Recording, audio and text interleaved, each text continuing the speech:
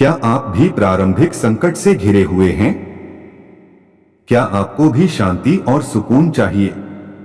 आपके पास सब कुछ होते हुए भी क्या आपको शांति सुकून नहीं मिल रहा?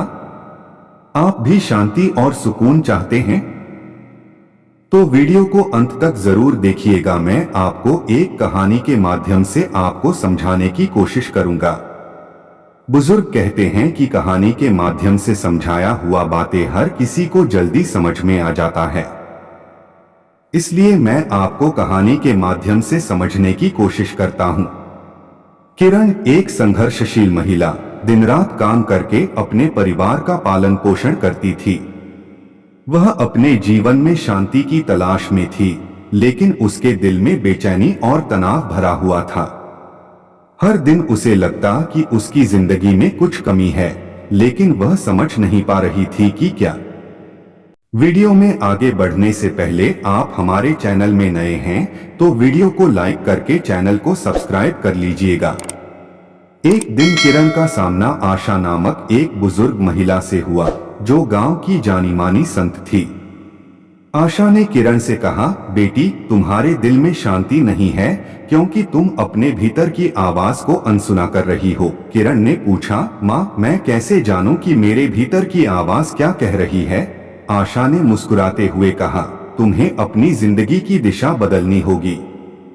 जो तुम्हें सही लगे उसे अपनाओ, लेकिन सबसे पहले अपने दिल से पूछो कि तुम्हें वास्तव में क्या चाहिए। किरण ने आशा के कहे अनुसार अपने दिल से सवाल किया और उसे एहसास हुआ कि वह अपनी जिंदगी के बारे में गलत दिशा में जा रही थी। वह अपने परिवार के लिए जी रही थी, लेकिन खुद के लिए नहीं। किरण ने अपना जीवन बदलने का निश्चय किया और वह अपनी परेशानियों का सामना करने के लिए तैयार हो गई। परंतु जैसे ही उसने अपनी सोच बदली, उसके सामने नई चुनौतियां खड़ी हो गई। नकारात्मक विचार उसकी मन में जगह बनाने लगे, जो उसे बार बार बताने लगे कि तुम्हें शांति कभी नहीं मिलेगी। जब किरण अपने भीतर की लड़ाई में उलझ गई, तब आशा ने उससे मिलने आई। उसने कहा, बेटी, जीवन में चुनौतियां तुम्हें कमजोर करने नहीं, बल्कि तुम्हें मजबूत बनाने के लिए आती हैं। हर चुनौती के पीछे एक सबक छुपा होता है। आशा ने फिर से किरण को प्रेरित किया और कहा, तुम्हारे जीवन में शांति तभी आएगी जब तुम अपने विचारों को नियंत्रित करना सीखोगी। जब भी नकारात्मक विचार आए, उनसे पूछो कि वे तुम्हें क्या सिखाने आए हैं। आशा की सलाह के बाद किरण ने ध्यान और आत्मनिरीक्षण की प्रक्रिया शुरू की।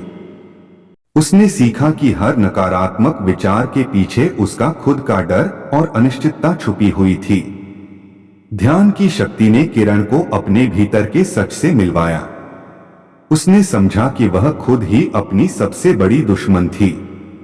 जैसे जैसे उसने अपने भीतर की आवाज को सुनना शुरू किया, वैसे वैसे उसके जीवन में शांति लौटने लगी। एक दिन जब किरण पूरी तरह से शांति में थी, आशा फिर से उससे मिलने आई और कहा, बेटी, अब तुमने समझ लिया है कि शांति बाहर की चीज नहीं है, यह तुम्हारे भीतर है। तुम्हारी माँ की आत्मा तब तक सुकून में नहीं होगी जब तक तुम खुद सुकून नहीं पालोगी। किरण ने उत्तर दिया, माँ, अब मुझे शांति मिल गई है। मैं समझ गई हूँ कि मुझे अपनी आत्मा की आवाज को सुनना चाहिए और उसे मार्गदर्शन देना चाहिए। आशा ने उसे गले लगाया और कहा, अब तुम अपनी माँ के सुकून का कारण बनोगी, क्योंकि अब तुम खुद शांत हो। अब किरण अपने जीवन में आत्मसंतोष और शांति के साथ आगे बढ़ रही थी। उसने सीखा कि शांति और सुकून सिर्फ बाहर की चीजें नहीं हैं, बल्कि वे हमारे भीतर ही मौजूद होते हैं। जब वह दूसरों की मदद करती और उन्हें भी शांति का मार्ग दिखाती, तो वह महसूस करती कि उसकी माँ की आत्मा को सुकून मिल रहा है। किरण अब एक नई प्रेरणा के साथ जी रही थी।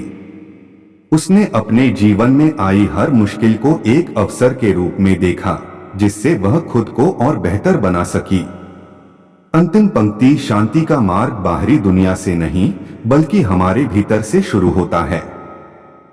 जब हम अपने भीतर की आवाज को सुनना शुरू करते हैं, तभी हमें वास्तविक शांति और सुकून मिलता है।